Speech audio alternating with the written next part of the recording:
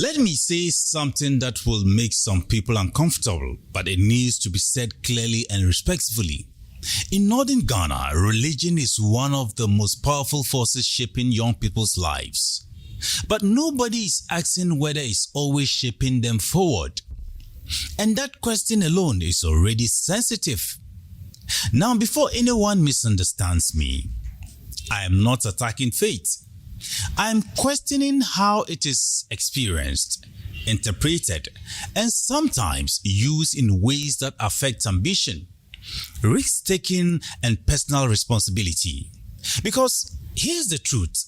Religion is supposed to give direction, meaning, and discipline. But in some cases, it is also becoming a substitute for action. And that is where the tension begins. Let me take you somewhere familiar. In some homes, a young person wakes up with dreams, business ideas, creative ambitions, career goals. But very quickly, another voice enters the room. Pray about it first. Leave it to God. If it is meant for you, it will come. Now, on the surface, that sounds wise and even comforting. But let me ask an uncomfortable question. At what point does faith stop being guidance and start becoming delay? Because if everything is left entirely to destiny, then personal effort slowly loses agency. And slowly, without anyone noticing, a dangerous idea begins to grow. That success is something that happens to people, not something people build. But let me be fair here, because this is where the conversation must be intelligent and not emotional. Religion has also saved many young people from distraction. It has given discipline where chaos existed. It has protected people from crime, addiction, and self-destruction. That part cannot be ignored. So the real question is not whether religion is good or bad.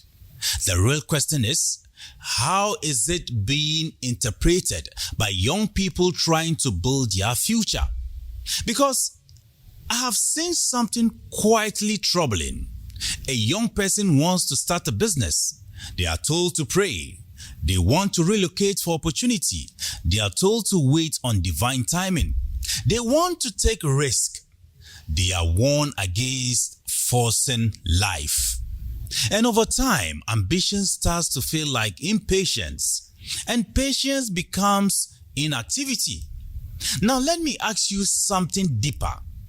If prayer is constant, but preparation is absent, what exactly are we expecting to change? Because faith without structure can become wishful thinking, and belief without action can become emotional comfort without progress.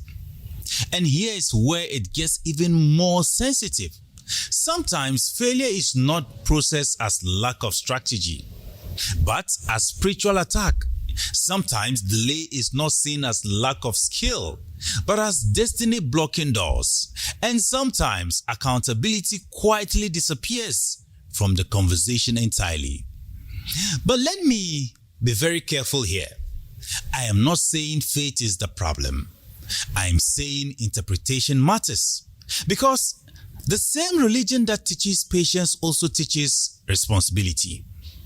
The same faith that teaches trust also teaches efforts. The same scriptures that speak of destiny also speak of work. So the contradiction here is not in religion itself, but is in how selectively parts of it are emphasized in everyday life. Now here is the uncomfortable truth. When young people are not encouraged to combine faith with practical action, they risk living in a cycle of hope without execution. And hope alone, no matter how powerful, cannot build an economy. Let me bring this closer home.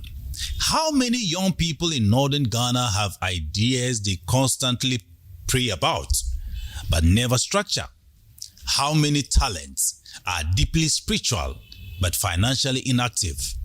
How many opportunities are interpreted through fear of what if is not God's timing? Because here's the twist nobody likes to say out loud. Sometimes what we call divine delay is actually human inaction dressed in religious language. Now remember this. Is religion holding northern youth back? The answer is not simple because religion is not one thing. It is a force shaped by interpretation, environment, and behavior. But I will leave you with this. If faith is meant to elevate life, then why do so many believers still struggle translating belief into visible progress? Is it really religion holding people back? Or it is how we have learned to use it as a substitute for action?